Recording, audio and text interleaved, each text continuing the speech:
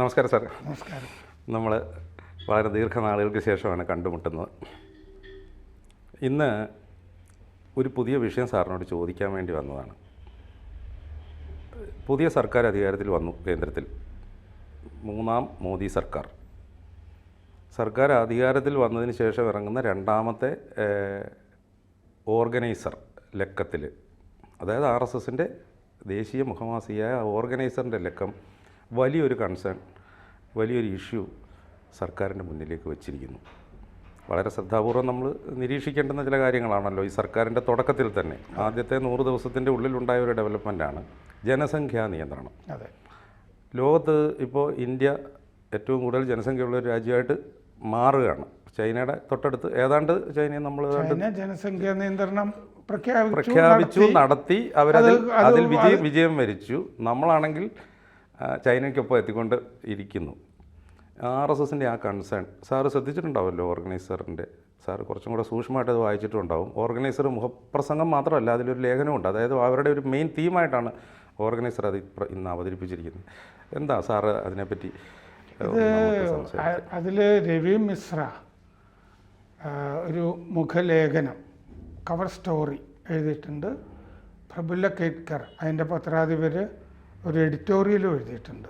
അതാണ് ഈ RSSൻ്റെ പ്രഖ്യാപിത നയത്തിൽ പെട്ടതാണ് ഈ ജനസംഖ്യാ നിയന്ത്രണം. ഒരു പോപ്പുലേഷൻ പോളിസി കേന്ദ്രത്തിന് വേണം, ഇന്ത്യക്ക് വേണം എന്നുള്ളത്. ജനസംഖ്യാ നയം നിയന്ത്രണം ഉദ്ദേശിക്കുന്നത് അത് വേണം എന്നുണ്ട്. പിന്നെ അതിൻ്റെ തുടർച്ചയായിട്ട് യൂണിഫോം സിവിൽ കോഡ് അതും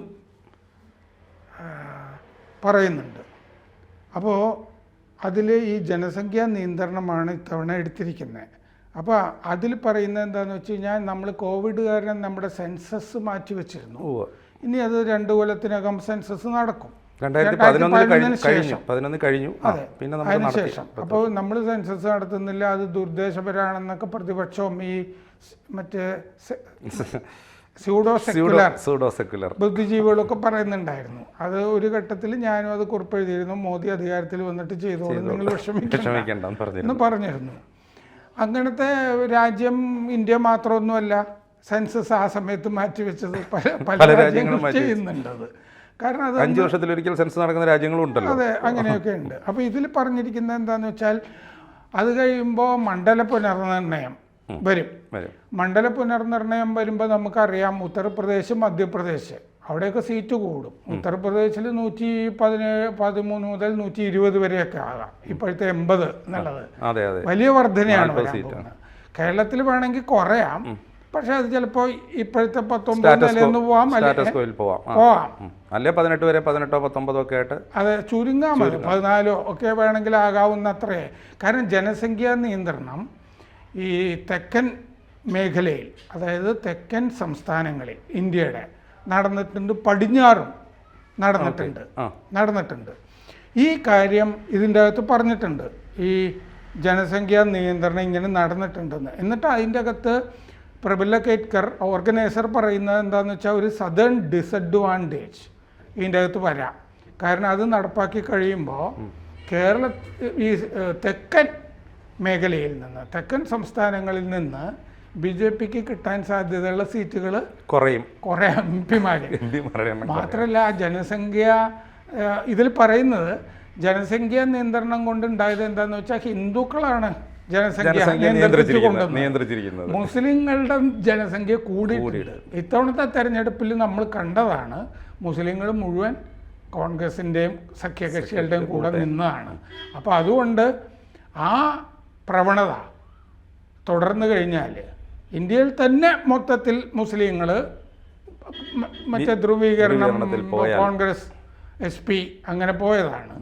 അപ്പോൾ അങ്ങനെ നോക്കിയാൽ തെക്ക് ഒരു ഡിസഡ്വാൻറ്റേജ് നമുക്ക് ഉണ്ടാകാൻ സാധ്യതയുണ്ടെന്നുള്ളൊരു ഉത്കണ്ഠ അദ്ദേഹം പ്രകടിപ്പിച്ചിട്ടുണ്ട്. അപ്പോൾ പ്രാദേശിക അസന്തുലിതാവസ്ഥ വലിയ വിഷയമാണ്. അദ്ദേഹം എഴുതിയ വാചകമാണ്, വിഷയമാണ്. പടിഞ്ഞാറും തെക്കും ജനസംഖ്യ നിയന്ത്രിച്ചു, അതിനാൽ സീറ്റ് കുറയാൻ സാധ്യതയുണ്ട് സെൻസസ് കഴിഞ്ഞാൽ. ഇങ്ങനെ വരുമ്പോൾ ജനസംഖ്യാ വർധന ഏതെങ്കിലും മത ത്തിനെയോ മേഖലയെയോ ബാധിക്കരുത്. ജനസംഖ്യാ വർധന ഇപ്പം അങ്ങനെ ബാധിച്ചിട്ടുണ്ട്, അസന്തുലിതാവസ്ഥയുണ്ട്.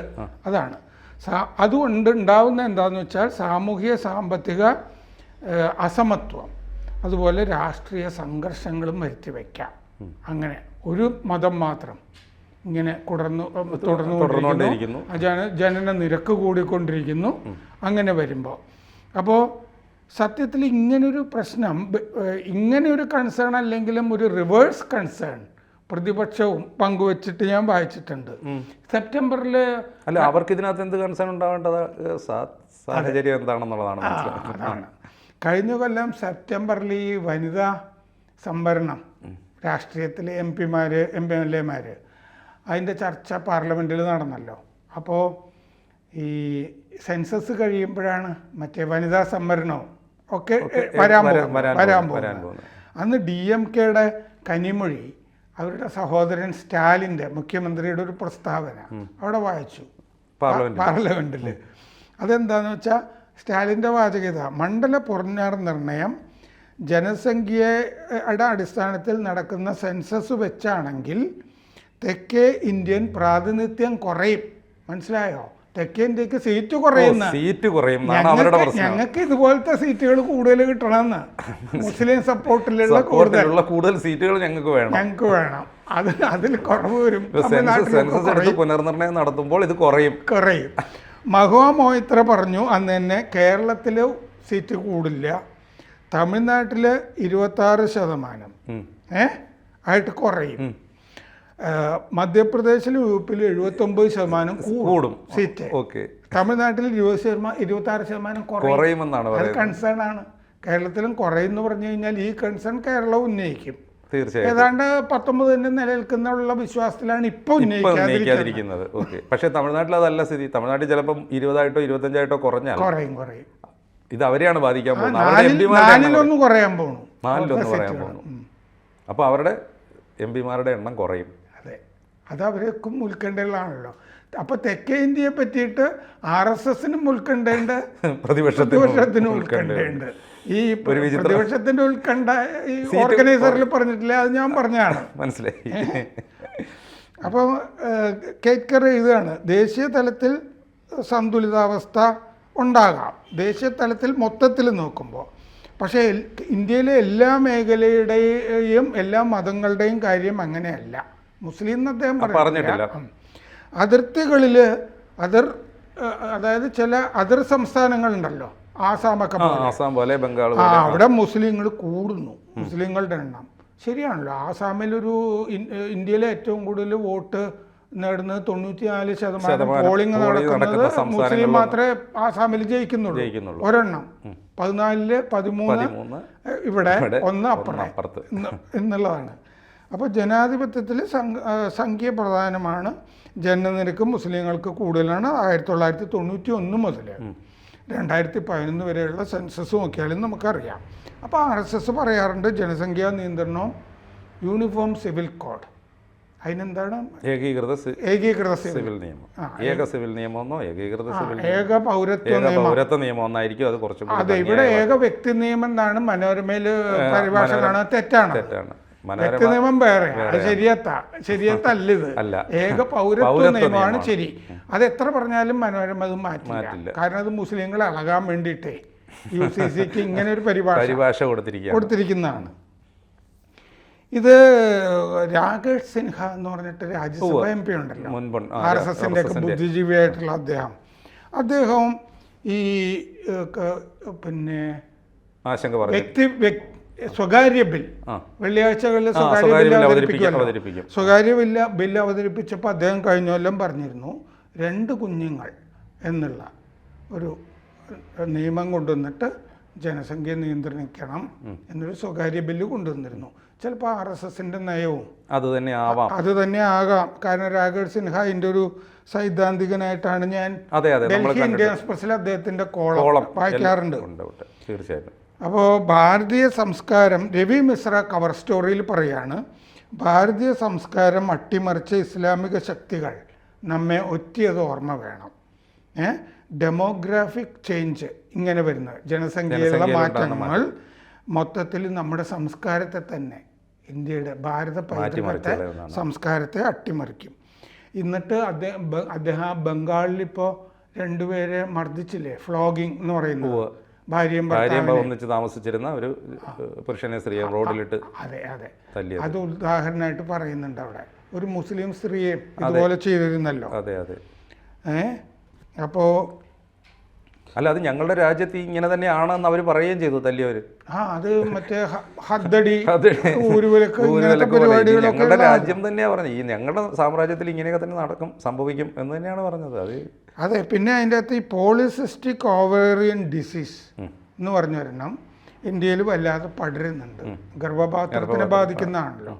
അത് ആരൊക്കെ ഇവിടെ ഉണ്ടാക്കിയതാണ്, വിദേശ ശക്തികൾ ഉണ്ടാക്കിയതാണ് എന്ന് പറഞ്ഞിട്ടുണ്ട്. ഇപ്പം ഈ കഴിഞ്ഞ ദിവസം സുധാമൂർത്തി അത് തന്നെയാണോ പറഞ്ഞത് പാർലമെന്റിൽ, ഈ പെൺകുട്ടികൾക്ക് വാക്സിൻ നേരത്തെ കൊടുത്താൽ മതി. ഇപ്പോൾ 9 മുതൽ 14 വരെയുള്ള കുട്ടികൾക്ക് കുറച്ചും കൂടി നേരത്തെ പെൺകുഞ്ഞുങ്ങൾക്ക് കൊടുത്താൽ ഈ ക്യാൻസർ ഗർഭപാത്രത്തിൽ ഒഴിവാക്കാമെന്ന് അവർ പറഞ്ഞത്. ആ രോഗത്തെ തന്നെ ആയിരിക്കും ഉദ്ദേശിക്കുന്നതെന്ന് തോന്നുന്നു. അതെ. ഇത് അല്ല, ഈ 2 കുട്ടികൾ വരുമ്പോൾ സാറേ എനിക്കൊരു സംശയം. 2 കുട്ടികൾ എന്ന് നിർബന്ധപൂർവ്വം നമുക്ക് അടിച്ചേൽപ്പിക്കാൻ പറ്റില്ല.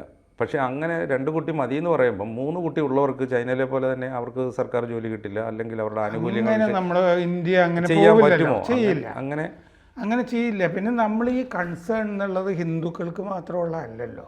ഇപ്പൊ പാലാ രൂപതയിൽ മെത്രാൻ പറഞ്ഞില്ലായിരുന്നോ, ജനസംഖ്യ കൂട്ടുന്നവർക്ക് ഞങ്ങൾ കൂടുതൽ സൗകര്യങ്ങൾ, ജോലി കൊടുക്കും, പഠിപ്പിക്കാനുള്ള സ്കോളർഷിപ്പുകൾ കൊടുക്കും. അങ്ങനെ കൊടുക്കുന്നുണ്ട്.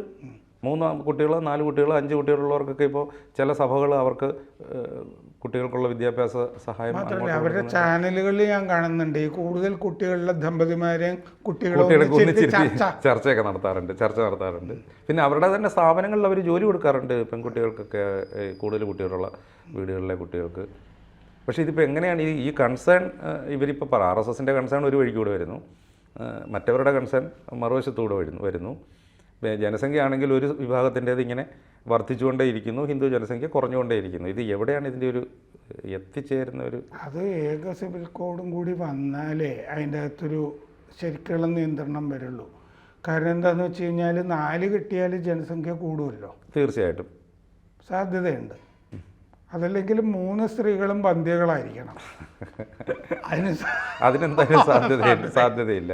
അപ്പോൾ ഈ 2 കുട്ടി എന്ന് പറയുന്ന പോയിന്റും അവിടെ 3-4 ഭാര്യമാരിലും ഈ 2 കുട്ടികളാകാമല്ലോ. അതെ. അപ്പോൾ 2 കുട്ടി പോളിസിയും അവിടെ അപ്ലിക്കബിൾ ആക്കിയാൽ 4 ഭാര്യയാകാമെന്ന് പറഞ്ഞു കഴിഞ്ഞാൽ പിന്നെ ആ പോളിസി കൊണ്ട് തന്നെ അർത്ഥമില്ലാതെ മാറുകയല്ലേ കാര്യങ്ങൾ. അതെ, ഏക സിവിൽ കോഡ് വരുമ്പോൾ അതൊക്കെ മാറും തീർച്ചയായിട്ടും. അപ്പോൾ ഇത് 2ഉം കൂടെ കണക്ട് ചെയ്യണമെന്നാണ് സാർ? 2ഉം കൂടി ബന്ധപ്പെട്ടാലേ അത്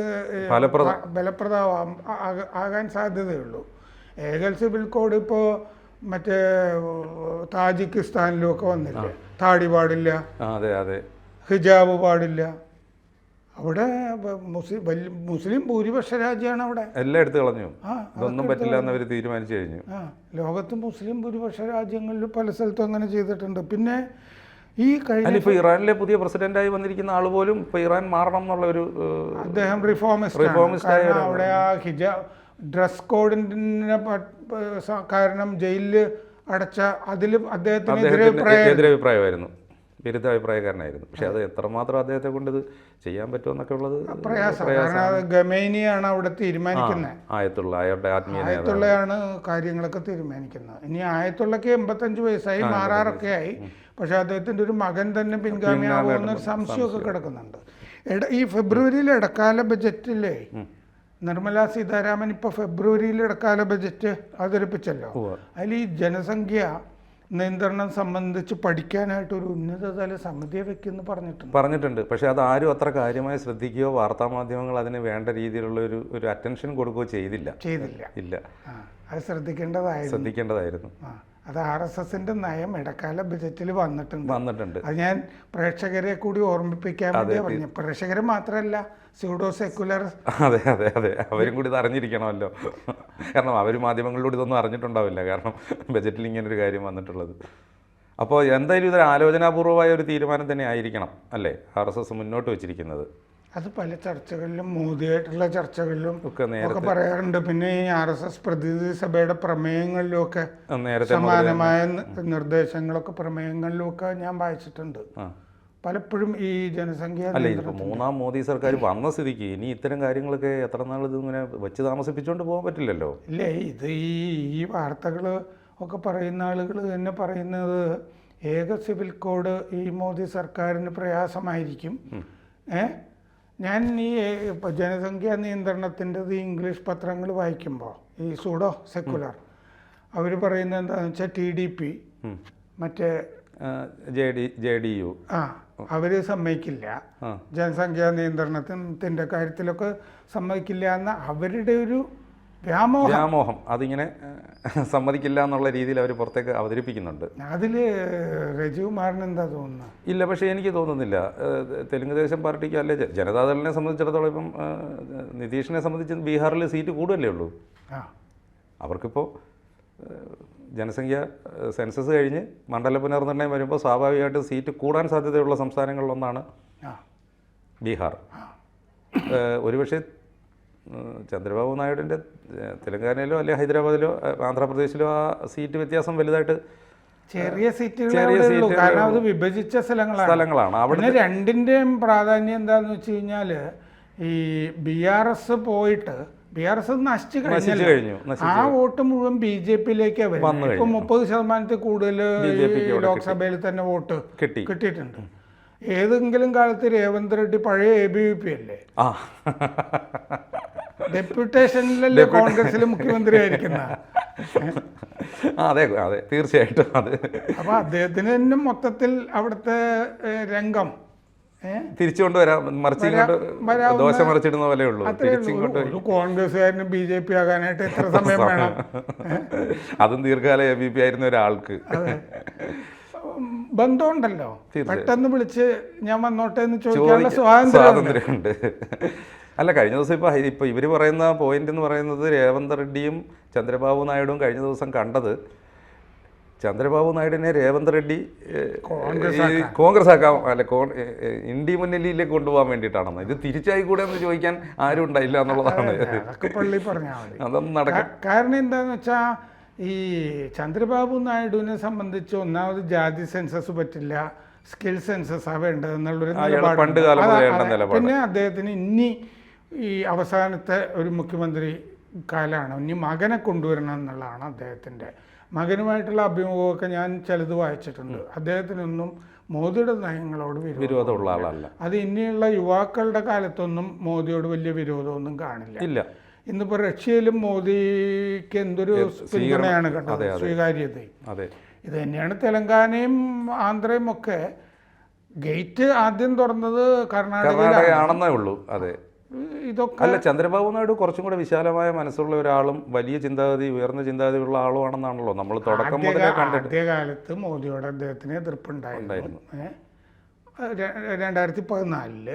ഇപ്പോൾ മോദി വലിയ ആഗോള നേതാവായി തീർന്നൊക്കെ ചന്ദ്രബാബു. അത് അങ്ങനെ കുറെ നേതാക്കന്മാർ ആ കാലഘട്ടത്തിൽ മോദി വന്ന സമയത്ത് തന്നെ മോദിയോട് എതിർപ്പുള്ള ആൾക്കാർ BJPയിൽ തന്നെ അദ്വാനി വാജ്പേയി വിചാരിച്ചിരുന്ന സമയത്ത് BJP തന്നെ ഉണ്ടായിരുന്നു. ശിവരാജ് സിംഗ് ചൗഹാനെ പോലുള്ള ആൾക്കാരുണ്ട്. നിതീഷ് കുമാറിന് തന്നെ പ്രധാനമന്ത്രി ആവണമെന്നുണ്ടായിരുന്നു. അവരൊക്കെ നിലപാട് മാറ്റി. 10 വർഷം കൊണ്ട് അവരുടെ എല്ലാ നിലപാടുകൾ അവർ മോദിക്ക് വിട്ടുകൊടുത്തു. അപ്പോൾ അതുകൊണ്ട് ഒരു പക്ഷേ എനിക്ക് തോന്നുന്നത് ഈ ഏക സിവിൽ കോഡും ഈ ഘട്ടത്തിൽ തന്നെ വരും എന്ന് തന്നെയാണ് ഞാൻ വിചാരിക്കുന്നത്. എന്തായാലും 1 വർഷത്തിനകം സെൻസസ് എന്തായാലും നടക്കും. ജനസംഖ്യാ നിയന്ത്രണത്തിന്റെ ഒരു സംഗതിയും വന്നേക്കാം. ഏക സിവിൽ കോഡ് പക്ഷേ അടുത്ത തെരഞ്ഞെടുപ്പിന് പോകുന്നതിന് മുമ്പ് ചെയ്യാനായിരിക്കാം ഉദ്ദേശിക്കുന്നത്. തൽക്കാലം ഒരു കോൺഫ്ലിക്റ്റ് വേണ്ട, അല്ലെങ്കിൽ ഒരു വിവാദം വേണ്ട എന്ന് ചിലപ്പോൾ തീരുമാനിക്കാനുള്ള സാധ്യത അങ്ങനെയും കാണാം. എന്തായാലും ഈ ബജറ്റിൽ നിർമ്മലാ സീതാരാമൻ അത് പറഞ്ഞിട്ടുണ്ട് എന്നുള്ളത്. അങ്ങനെയാണെങ്കിൽ പൂർണ്ണ ബജറ്റ് ഇപ്പോൾ വരുമ്പോൾ അതിൽ അത് കുറച്ചുകൂടി ചിലപ്പോൾ കമ്മിറ്റി രൂപവൽക്കരിക്കുന്ന കാര്യമൊക്കെ ഡീറ്റെയിൽ ആയിട്ട് വരാനുള്ള സാധ്യതയുണ്ട്, നമുക്ക് പ്രതീക്ഷിക്കാം. അതെ. അപ്പോൾ എന്തായാലും മോദി സർക്കാരിൻ്റെ ആദ്യത്തെ 100 ദിവസത്തിൽ ആദ്യമായി RSS ഒരു പ്രധാനപ്പെട്ട നിർദ്ദേശം മുന്നോട്ട് വെച്ചിരിക്കുകയാണ്. പ്രതിപക്ഷത്തിനും അവരുടേതായിട്ടുള്ള ആശങ്കയ്ക്ക് വകയുണ്ട്. പ്രതിപക്ഷത്തിന് ആശങ്കയ്ക്ക് വകയുണ്ട്. അപ്പം നമുക്ക് എന്തായാലും കാത്തിരുന്ന് കാണാം. ബജറ്റ് വരട്ടെ.